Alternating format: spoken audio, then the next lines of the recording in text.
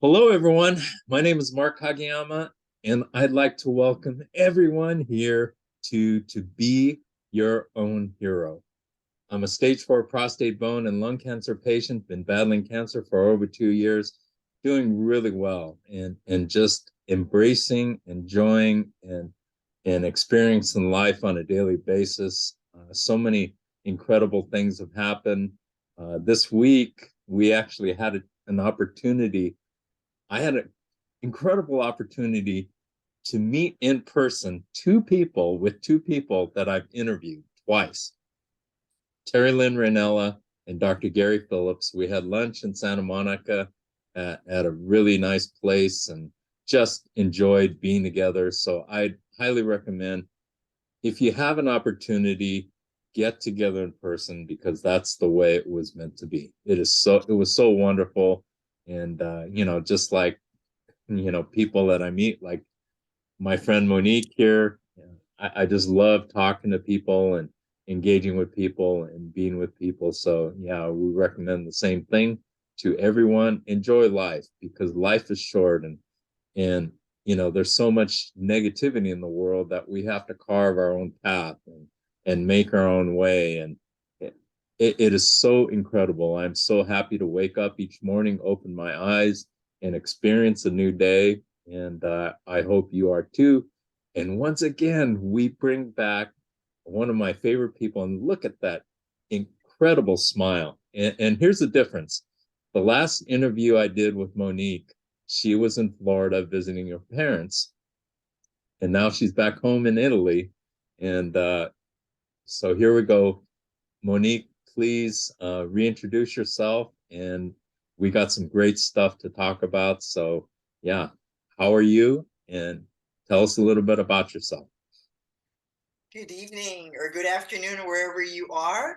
My name is Monique Pate. I am a post-cancer revival coach. I help women who are in recovery after treatment, rebuild their lives, gain more confidence, and start to really live life to its fullest. Beautiful, absolutely beautiful. And hopefully you've had a chance to see part one of our interview that I did with Monique. I mean, it was a lot of fun, learned a lot, and can't wait for this one as well, because I know we're gonna be discussing things. And the exciting thing for me when I do these interviews is just discovering these gold nuggets of wisdom that pop up out of the blue, and you're like, wow, that's amazing, that's incredible. And so it's my honor and privilege to experience all that, and I'm so happy about it. So what we want to do is we want to kind of pick up where we left off. What I did was, and I usually don't do this, but because there's been some time in between our interviews, I re-watched part one, and something really struck me in the interview. And we were talking about it before here. And the question that I have for Monique is this: she didn't tell her parents about her cancer for a period of time. And so we wanted to start there. What are your thoughts on that looking back? Would you do anything different? And what are your thoughts as far as that subject goes?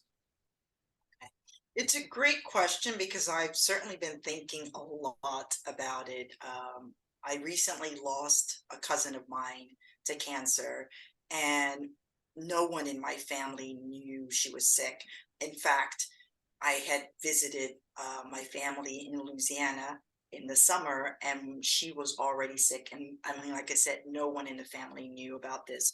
We learned about it, I would say, a few days before she passed away, Oh, um, wow. which is really sad, which is very, very sad.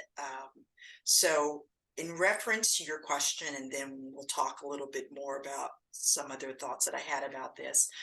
My reservation for telling my parents was that I didn't really think I hadn't been diagnosed yet, but I was in the hospital. And I didn't want to tell them because I didn't want to worry them. I was just kind of protecting them. In the meantime, when I think about it in retrospect, um, all my friends in the States knew that I was in the hospital. I basically had the school, I was the principal at the school. So I had the secretary communicate to my friends that I had been hospitalized. Members of the international community near my school knew that I was something had happened. Actually, I think they thought I was dead, but they knew something had happened. And so when I think back to that moment, um, I was just so caught up in one, protecting my parents because I didn't want them to be alarmed if I wasn't sure what was happening. That was one part. The second part is not telling them that I was in the hospital. And that probably, if I look back in retrospect, and it's hard because part of me is like, if I was to answer honestly, I would say I would still have waited before telling them, although I know that it wasn't the right thing to do because my parents needed to know what was happening. And so it wasn't fair for them. And I am also aware that after after I did tell them, I certainly had to fabricate the time because I didn't want them to know that 6 weeks had passed, that I was in the hospital before I actually told them. So I had, you're kind of living in a lie to protect the ones that you love. But I'm also aware that the right thing to have done would have been to have been honest with them and said, this was the situation, I'm in the hospital. And yeah, I mean, looking back, yeah, I think that would have been the wise thing to do. Would have been the wise thing to also let them know that I had fallen ill, because weeks had passed before I ended up in the hospital. But yeah.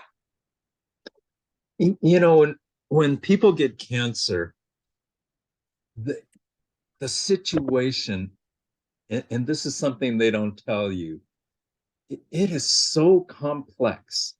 And so the patient not only has to think about cancer, but they have to think about the effect on the people around them. And you're not necessarily, thinking in the right way at that particular time, because there's a lot of stress on you with this life-changing situation.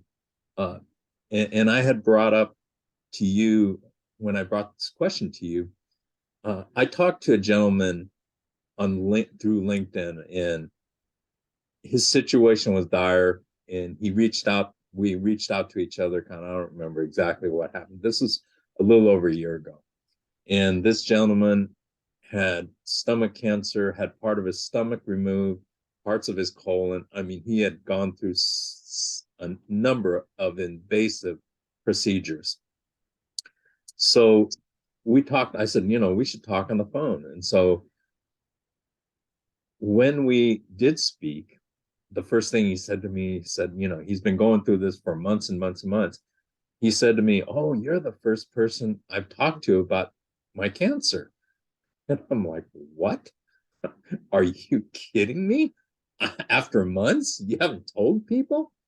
He says, "Yeah, I haven't told, I haven't told my mother." And his mother, he lives in the United States, and his mother lived in Europe.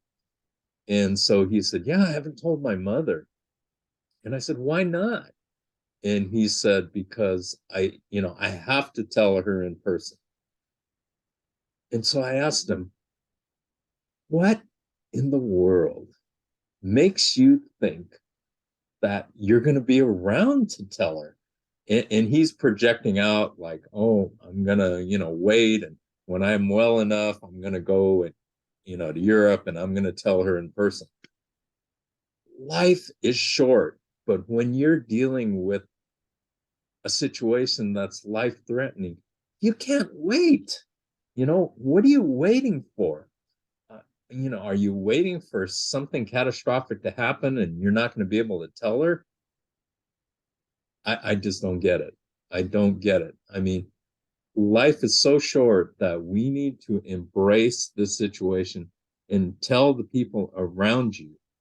Uh, and it's not a matter of protection. It's a matter of, bringing people together and sharing information, because I mean, if you pass away and you haven't told people that are closest to you, they're not going to be happy with you, and they can't do anything about it at that point. Am I correct? Yeah, no, I totally agree. I mean, as I listened to you and thought of my situation, there was also this psychological part of, oh my gosh, I've always been my parents' easiest child. So then there was that part of me, it's like, oh my gosh, I'm now creating trouble for my parents. And it's really sad because I totally agree with you. I wonder if there's a part of shame that Of course. people get sick, um, may be thinking, oh my goodness, uh, it's my fault. There's so many um, beliefs that goes through one head. It's my fault. I hadn't taken care of myself. Oh my goodness, I'm making somebody else suffer. So we have this story going through our head, when you're right, the easiest and the hardest thing to do is to share with others and to ask for help. And so you you're in a position of being so vulnerable to everything that's happening, because it's as you snap your fingers and your whole life completely has changed, just with the word I've got cancer, or someone being told you've got cancer. Everything that could possibly go through your mind in that fraction of a second goes there. And so then I believe that part of people's hesitant is you're working through it yourself, but you're also thinking, oh my goodness, I'm going to be a burden for someone else.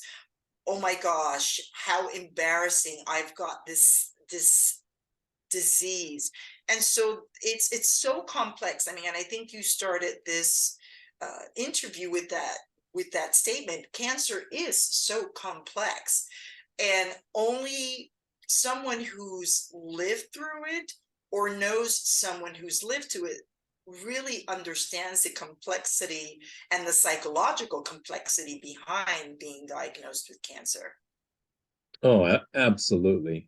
And you are absolutely correct, because there's, like, when you get diagnosed with cancer, there's so many emotions that are Yeah. just, bombarding you all these different directions, and they're coming from sources that you didn't expect. And it's very difficult. It's very difficult because now all of a sudden, uh, you have to make life altering decisions for your life, and that's not easy. And you want to be able to share that with the people around you, because it's a more helpless feeling for your family and friends as well. There's a new app called My Care Crew. I interviewed the woman who helped develop it. Her name is Paula Seafair. She's from the Netherlands, and she created an app to help patients, family members, friends, and caregivers. And it allows people to communicate through this app. And so the patient can put, things that they really need. And it was developed out of the fact that the co founder didn't like receiving flowers, because she would get the flowers, and then she'd watch them, start off beautiful, and they would die before her eyes. She said, I don't want that message in my house. And so she helped create this app, and this allows the patient to say, hey, I need, if anybody could provide a meal, or if anybody could, drive me to my appointment, just little things like that, where the people on the outside, they're generally afraid because it's such a sensitive thing. And this kind of breaks the ice and allows people to communicate freely through the app. And, people in this day and age are so used to doing it that way. So I think that I just love that app. It's revolutionary and genius, in my opinion. What do you think? I think it's a wonderful tool, because there's that part of us that we don't want to lose our autonomy, and we are afraid of being vulnerable or losing our independence. So an app of that sort can be extremely helpful for people who sometimes have difficulty asking for help verbally. An app like that can certainly give people the freedom, since I mean we interact so much with technology. It can certainly give people the freedom to be able to ask without feeling ashamed that they're asking. And I think that as we continue to look at ways that we can use technology to help people going through cancer, it can certainly work as a tool to communicate to others when one is in need. It's and as a cancer patient, it's also hard too. I mean, I don't remember exactly how in my journey, when I just didn't care and I was just like, you know, help me, I can't do things. But overcoming self-pride. I mean, when you're a cancer patient, you got to throw that pride out the window, because it's just going to hurt you. You are a different person. The person you look in the mirror now is different than the person pre-cancer. And you have to look in the mirror and accept that person that you see today, because that person is different. And this person today that you see in the mirror needs help, and needs, help doing things. I was so debilitated that I had to have people, I couldn't reach my toes.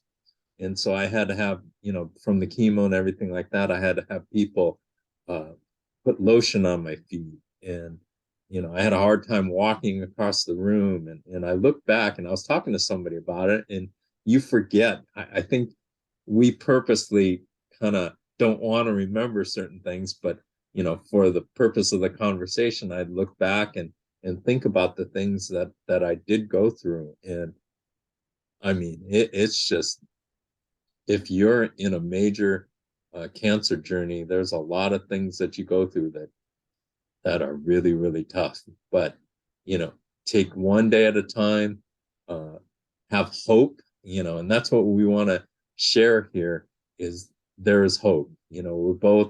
Uh, we've both overcome some major, major issues, cancer journeys, and it's a lifetime journey. Once you're a cancer patient like that, you have to do things to make sure that you're healthy for the rest of your life. I mean, in my case, it's my diet. I started at day one, and I will do that for the rest of my life, because in fact, I was talking to a friend of mine the other day, and we're both going to be turning 65 this year. And we're not spring chickens. I went to college with him, and to talk about the phases we've gone through, being these idiot college students, to getting our professions and growing up. Life is not the same, and we're looking at our own mortality at this point. Becoming 65, I just signed up for Medicare, and there's all these changes in our life, but we need to embrace it, and we were talking, I said, we don't know how long we have to live, but the bottom line is we need to utilize our time to benefit other people and help make the world a better place. And the only way that does it is if we act and if we are intentional in trying to make a difference, because uh, life is really short, you know. Yeah, definitely, definitely. And also I think cancer has this silver lining that for many of us who have the experience of going through a cancer journey, I mean, same as you, I can recall really having difficulty asking for help because I was always in that position as a principal of a school, that I was there to serve everyone. And if there's anything that, I mean, I will always be grateful to the people around me. Someone once said, and I get quite emotional saying this, said to me, we immediately, the community reacted, and she said that we all gave to you because you always gave to us. And when she said that, that was just so touching because I thought, oh my gosh, one gives but doesn't really think about it. You just do it, and you do it with all your heart and your whole soul in it. So when she said that, I thought, oh my gosh, it just really moved me, and it made me more humbled, but it made me more appreciative of the people around me. So you learn that you don't take things for granted. And so that silver lining as well has taught me that it's okay to ask for help. And, when you can't do something, it's okay. There are people around that will say, yes, I will give you a hand. And if that person isn't able to, it's okay. There's somebody else. And that was the biggest lesson that I learned, is to ask for help. And cancer completely shifted my perspective about the simplicity of, we extend our hands to other people and we do it in a loving way, and there are other people who will take our hand, and therefore it's okay for us to be able to do that as well when we're in need. And that's, like I said, that was a big eye-opener for me. That's so well said and so beautiful. I think a big turning point for me was my daughter, Lisa, stayed with me for 2.5 months. And I was, she, what her and her fiance husband, John, do is they travel the United States by RV. And so what she did was she said to me, Dad, I want to come out and stay with you and help you. And I was like, because I knew how busy she was and everything like that. But she insisted, and so it turned out to be, one of the greatest things in my life. That 2.5 months was just incredible, because that was the greatest gift that anyone has ever given me. And I just, will never forget that. So it, And it was, it's a gift, oh, and you don't no question. realize it until you're in the midst of it. And it's the little things. It's the little things Yes. that make it special. And when you when you're through the journey, those little things are the things that you really hold on to. You know, I think people just have the true person. A lot of people, though not everybody, but a lot of people have the true perception of life. They're not getting it. You know, it's all about, you know, getting the house or getting the boat or getting the money or, you know, all that kind of stuff, or being famous or being an influencer. That's not where it's at. You know, the true riches in life are the people that love you, that you love, and that is that's what it's all about. Yeah, and it's true. It's you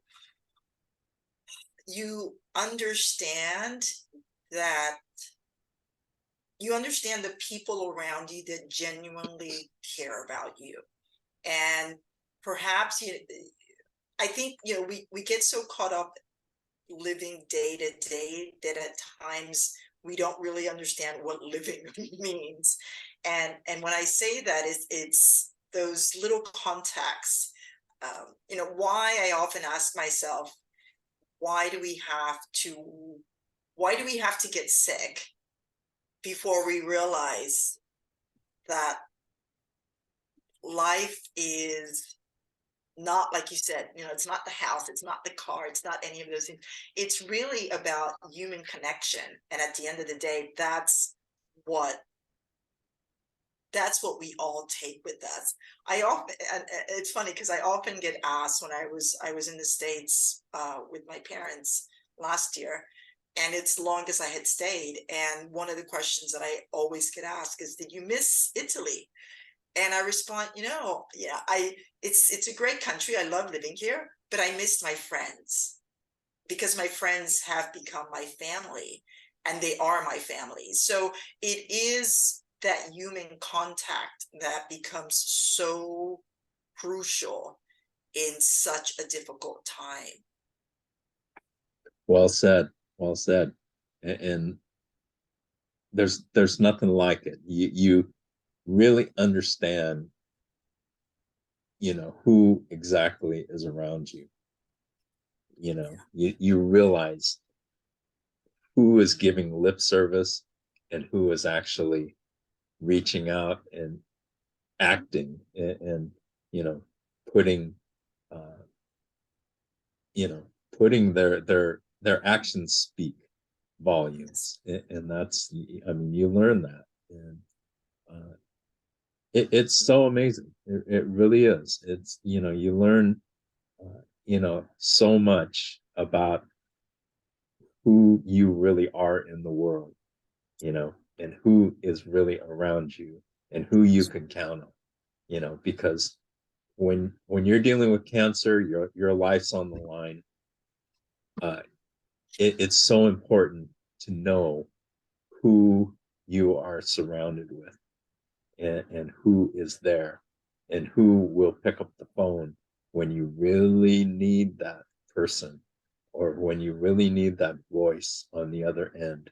uh, and that's it's you can't put a price on that. You can't. I mean, I remember a few friends who didn't come around, and it was okay. It was just, for them, it was too difficult to deal with, and they just couldn't be there. And it's okay. It's okay. I mean, everyone deals with cancer in a very different way, and there's no judgment. Of course, the person on the other end would like to have that person around, but also I think it's important to be respectful, because sometimes it is very hard to process that someone that you love very much is going through a difficult time. Right. I mean, it's you know, we'll go back to what we said at the beginning here. It's very complex, and you don't learn about the complexities until you're actually in the thick of the soup, when you're actually, you know, treading water on a daily basis, when you're searching for answers, and there's just all these things, you know, bombarding you all the time, and it is a very fascinating, life-changing, learning journey. And I know for you as well, but for me, you know, it has changed my life in such an incredible positive way that I just believe that I was meant to get cancer to learn about what really is important in life, plain and simple. Yeah. And that is the silver lining right there. I'm working on a manuscript. I've been working on my book for a while, and I would say a chunk of the book is called The Year of Excessive Thinking. And I look back, I basically kept a diary through this whole process. And each time I read it, it's just, I don't even recognize myself. I don't recognize myself because there was so much that was going on mentally. And it is, each day was so different. You know, there are moments when you're up, and then there are moments when you're down, and then there are moments of faith, and there's moments where, you know, you don't have faith, and then you're looking at nature, and you're looking at how nature uh, moves without, I would say, uh, it moves with, it goes with the flow. Nature just does what it needs to do, and you learn to appreciate its timing and its rhythm, and you begin to look at your life in that way. You begin to think more about, how do I pace my life? Where before your life is very frantic, cancer will force you to stop. It will force you to slow down and to really look at your surroundings very differently, very, very differently. Absolutely. Monique, would you, I mean, we kind of, this subject, what we've spoken about today, kind of came up at today, actually, after watching part one. Would you like to come back for part three to finish off our conversation? Because I want to talk to you about your career and how cancer has led to what you do and Okay. all that.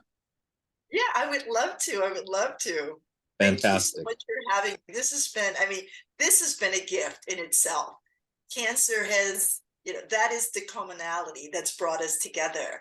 And what's so beautiful is certainly the opportunity for us to share our stories, so then that way other people can take these stories, and in one way or another, it's there to help them in whichever way it can. So thank you so much. Yeah, I'd be absolutely love to come back.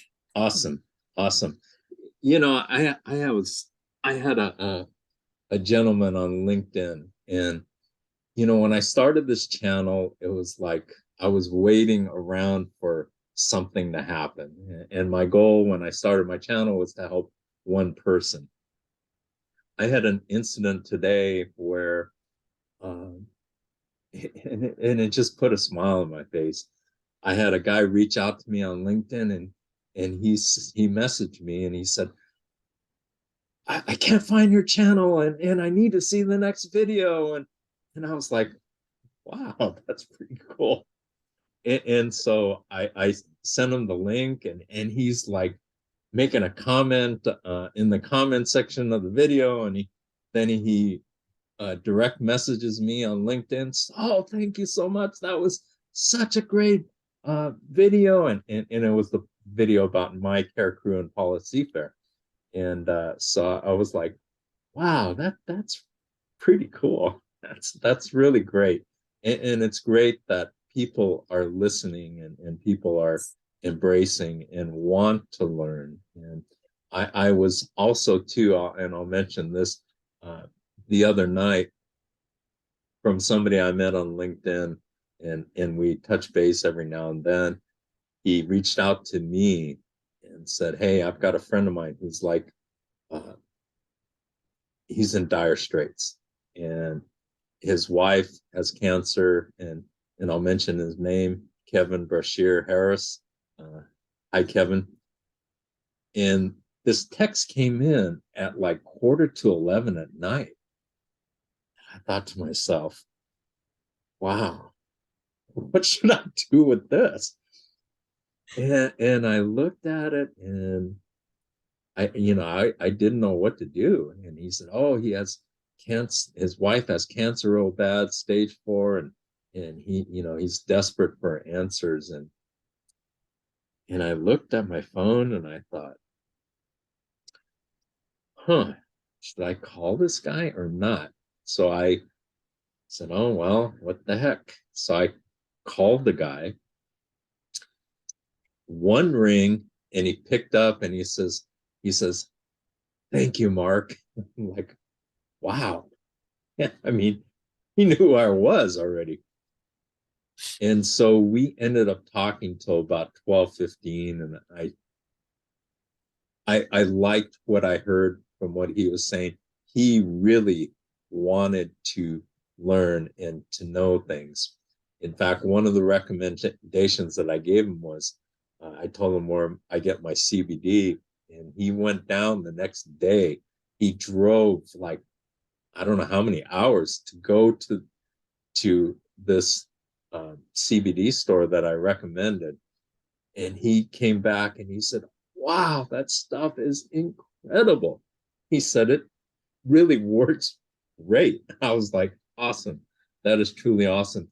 And then I've been dealing with another friend of mine who had a stroke that I was telling you about. And, so I love to hear when people are serious and are interested in bettering their lives, not me trying to, you know, tell them everything, because I could tell right away, it where I kind of stand and if the person is serious. So uh, it's just been such an honor, a true honor, and I've been so incredibly blessed to meet people such as you that are just amazing. And so thank you so much for uh, sharing this time with me. I really appreciate you, and you bring so much and so much wisdom and from a different perspective. So thank you so much, Monique.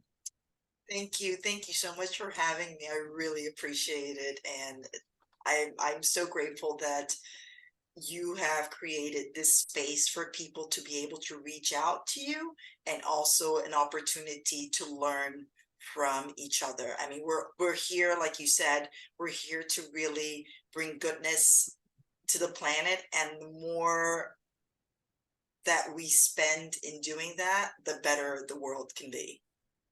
Absolutely. I mean, that's what it's all about. And what I'd like to do is, I look forward to doing part 3 with you.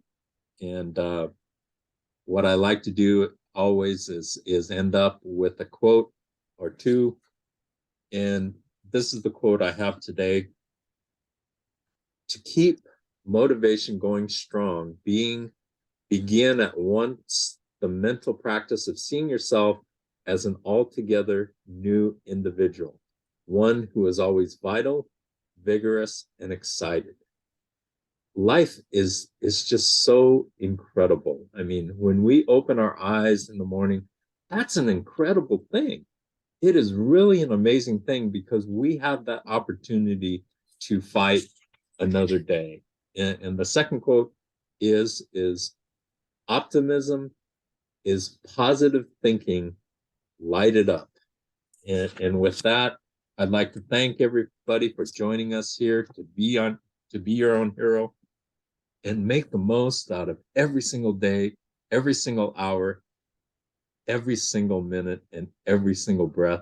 Please subscribe, like the video, and make a comment in the comments section. And have a wonderful, wonderful week. Make the most out of every day. Brighten up somebody else's day, and you'll be surprised how it brightens up your own. Take care, and we'll see you next week on To Be Your Own Hero.